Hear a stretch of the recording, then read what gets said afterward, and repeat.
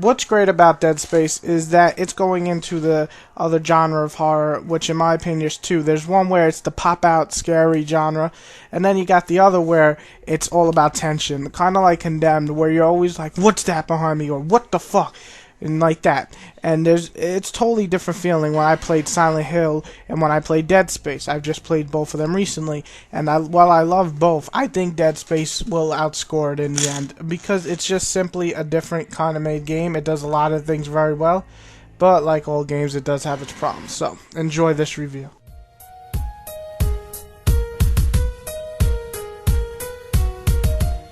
In Dead Space, the story is that you're playing as this guy named Isaac, and you're going to the ship who is obviously in trouble, and when you get there, you meet things you just weren't expecting to meet. Maybe more dead than you imagined.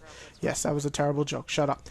So, while you're there, a lot of shit happens. But I have to say, without spoiling anything else, story isn't that well done. I just wasn't feeling it, and I wasn't excited for most of it. There's some great parts, and the voice acting is very well done, and the dialogue's good. But in the end, the story itself is good. It is good. It's just not great, and it wasn't like, whoa. I don't know if that's the best way of saying it, but it just wasn't that great. Be careful. I saw something out there. I don't know what. I only got a glimpse. But it was big. Really big.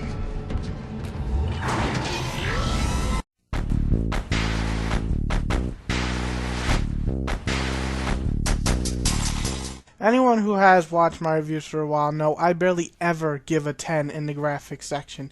This game deserves a 10 in the graphics section. It really looks phenomenal from the actual graphics, like technical level. Everything looks so futuristic, from the designs of the monsters to the actual characters. I mean, your suit looks awesome. I don't give a fuck what anybody says. It just does look awesome. The monster designs are great, and there's not just 4 or 5 monster designs. There's about 12, I believe. That's a lot. And everything from the fire effects to the explosions to the shooting to the blood to the limbs to the everything. This game looks phenomenal, and this is easily the best part of this game. Now let's go boom.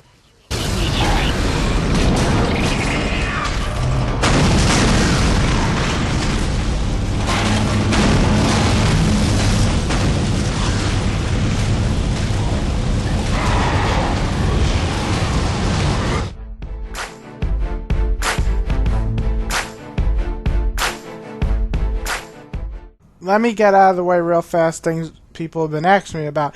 The inventory is real simple. It shows up right there, no pause screen, no nothing. You see all your items in your inventory. It's almost like Resident Evil 4 or the old ones where you keep them, you know, in the inventory, almost like a box or whatever you want to call it, and you pick your items, healings, weapons, so on.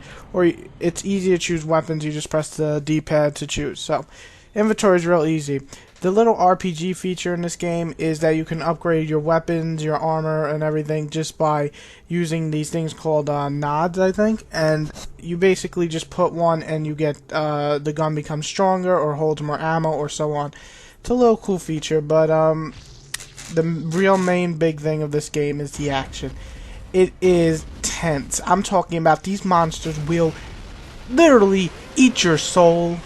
I know that's a saying and it's corny, but these guys will. They will kill you if you do not know their weakness.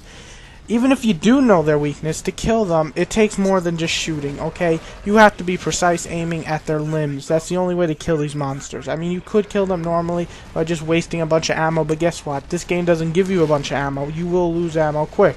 So what you do is aim for their limbs or their weak spots. Like you saw, I'm shooting off this guy's arms, and he will fall and die. That's the really only way to kill him, unless you shoot him in the back.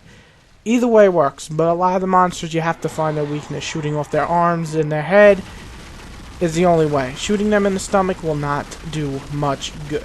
Just so you know. So the gameplay is fun.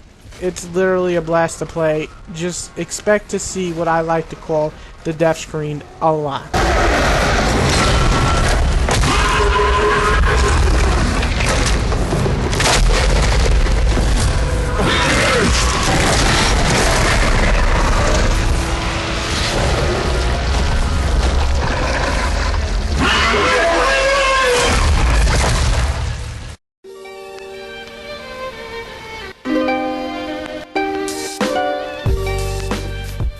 So besides the story for me, there's only a few other things that bother me. One would be the backtracking in this game. A lot of going up and down the elevator to do a little thing like turn it on, turn it off, go back down, turn it on, turn it off, go back up. Well, that could be a song. Anyway, what I'm saying is there is a lot of it. And though sometimes it doesn't bother me, sometimes it does. Also, the puzzles are more annoying than fun or intrigued or whatever you want to call it. They're just kind of boring and they're annoying to do, some of them. Some of them actually are fun, but I would say it's half and half in this game. So, and the game is really not that long. It's about 10 to 14 hours, mattering how good you are, and then counting the amount of time you die. But the game is still a lot of fun. When you're playing it, you'll forget most of these problems. And I say this is a must rent for everybody and a must buy for horror fans. Enjoy.